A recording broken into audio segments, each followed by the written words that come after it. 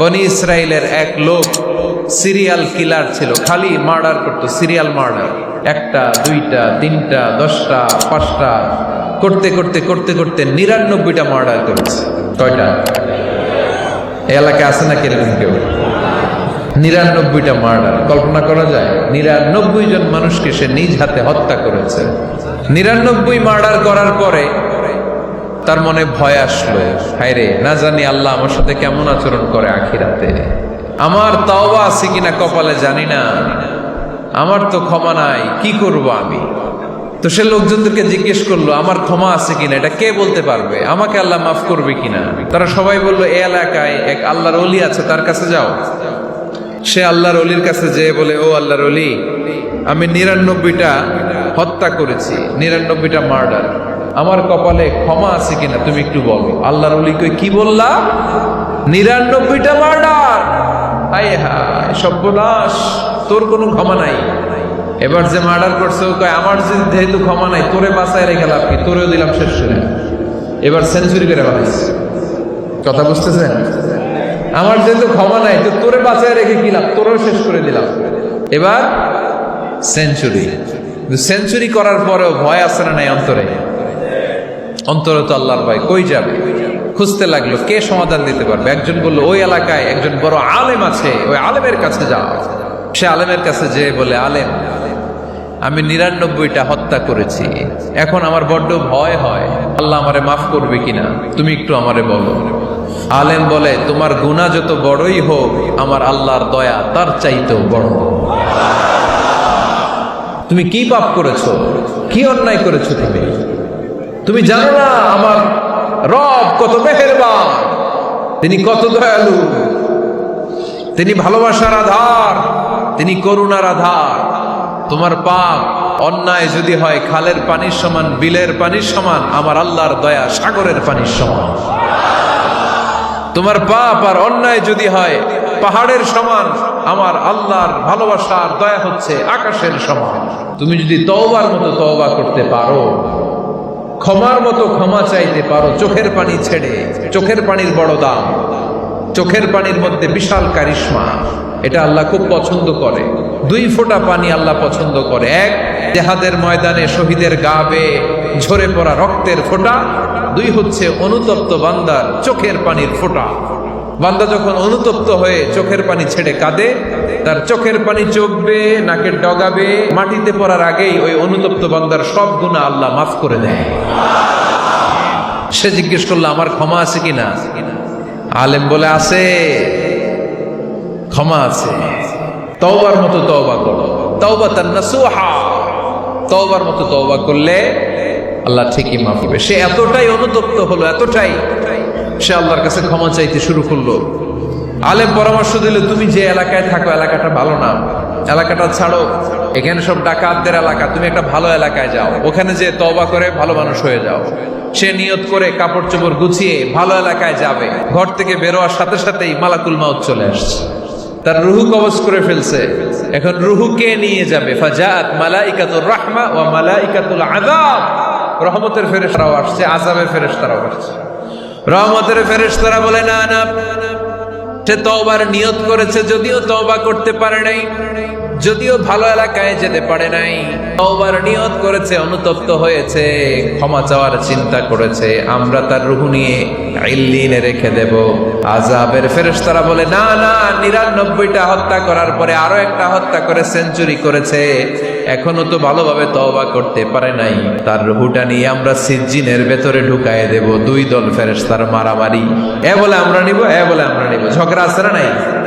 আল্লাহ বললেন, রাখো রাখো, ঝগড়ার দরকার নেই। এক কাজ করো, যেখানে মারা গিয়েছে ওইখান থেকে ফিতা দিয়ে মাপতে শুরু করো।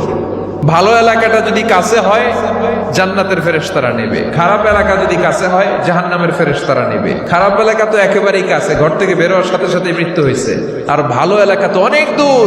আল্লাহ জামিনদারে আদেশ দিলেন, জামিন, এই অনুতপ্ত বান্দার জন্য তুই ভালো এলাকাটা কাছে চলে আয়।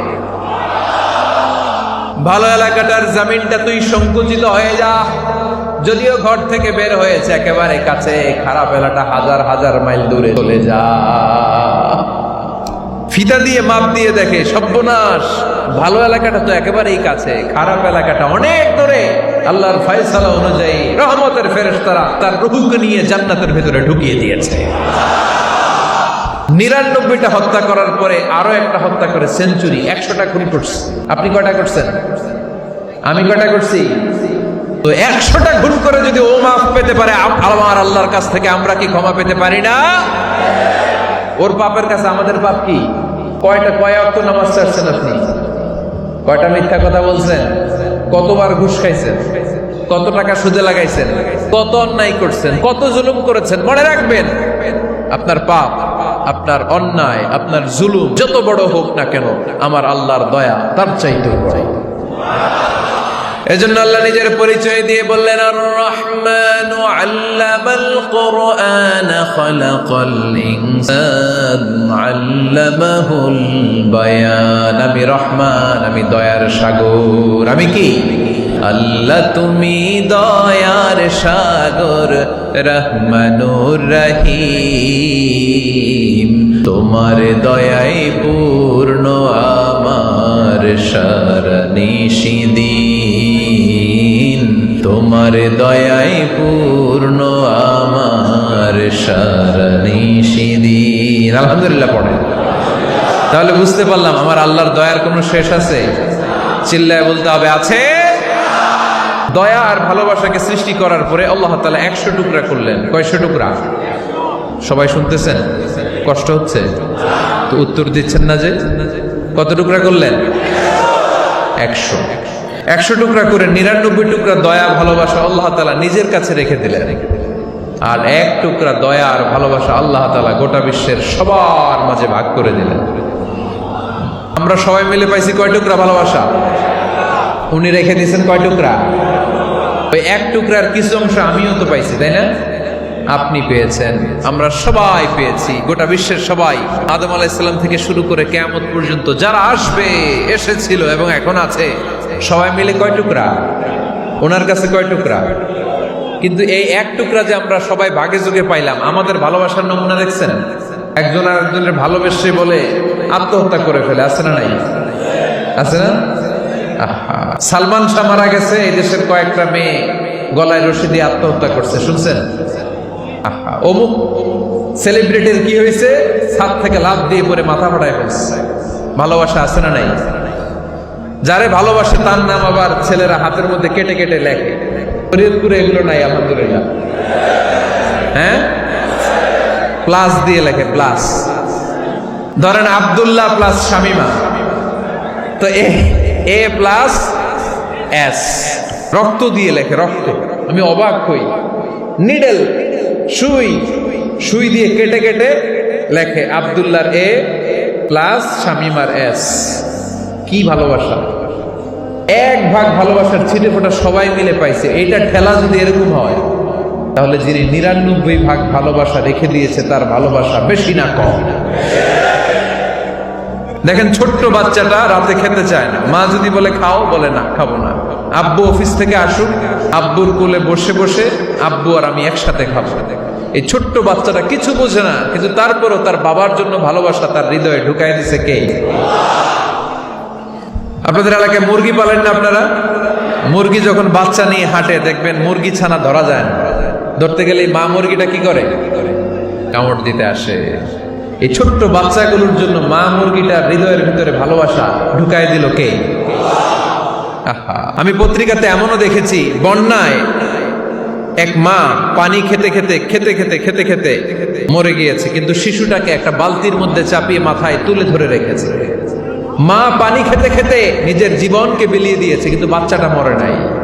বাচ্চার জন্য কি ভালোবাসা! এই ছোট্ট বাচ্চার জন্য মায়ের হৃদয়ে জান স্যাক্রিফাইসের মতো এই ভালোবাসা ঢুকাই দিল কে? কিছুদিন পরে আবার আসতেছে বিশ্ব ভালোবাসা দিবস, তখন দেখা যাবে ভালোবাসা কারে কয়। মাদারীপুরের কোনো ফুল বাগান আর খুঁজে পাওয়া যাবে না ফুল, ঠিক না? এই শরীয়তপুর এলাকায় নিশ্চয়ই আপনারা শরীয়ত লঙ্ঘন না করে ইসলামকে প্র্যাকটিস করেন, নাকি এইখানেও বিশ্ব ভালোবাসা আছে? হ্যাঁ, আছে তো। শরীয়তপুর না? হ্যাঁ, ওই দিন 14 ফেব্রুয়ারি শরীয়ত যায় কই? এগুলোর সাথে ইসলামের কোনো সম্পর্ক।